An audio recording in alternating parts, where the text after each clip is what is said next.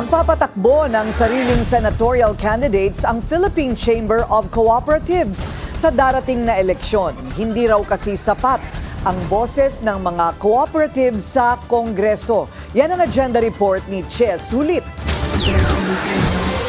Kulang ang boses ng mga kooperatiba sa Kongreso. Yan ang iginiit ng Philippine Chamber of Cooperatives habang papalapit na ang 2028 national and presidential elections. Kaya naman nagdesisyon na ang grupong magpatakbo ng sariling senatoriable para makamit ang genuine representation sa lehislatibo. We are in motion in creating a national cooperative party that would field a candidate sa Senate.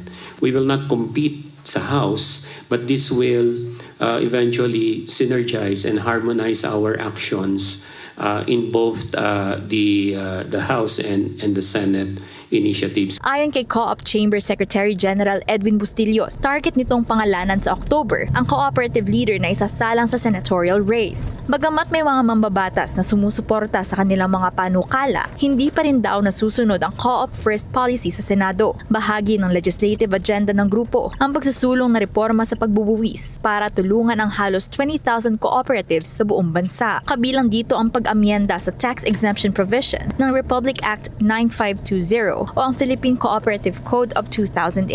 Hiling nilang itaas sa 100 million pesos mula 10 million ang tax relief threshold para sa mga kooperatiba. Ayon kay Bustillos, una nang pumalag ang Department of Finance at BIR sa panukala dahil magreresulta ito sa kawalan ng kita ng gobyerno. Ang sabi naman natin, yung mga cooperatives po kasi, yung kanilang surplus, bumabalik ko sa mga tao.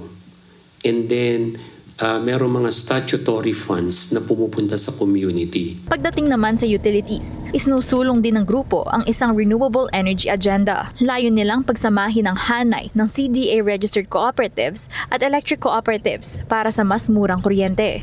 Make access of that na meron tayong solar farms talaga na direct na mga primary cooperatives mag-invest doon, isama doon sa grid that will support the electric cooperatives. Sa ngayon, kinokonsulta pa ng Co-op Chamber ang mga miyembro nito bago maglabas ng posisyon kaugnay ng US-led Pac Silica Initiative. Bukas ang grupo sa paggamit ng AI para palakasin ang digitalization efforts ng mga kooperatiba, basta't hindi nito mapipinsala ang kalikasan at mga komunidad.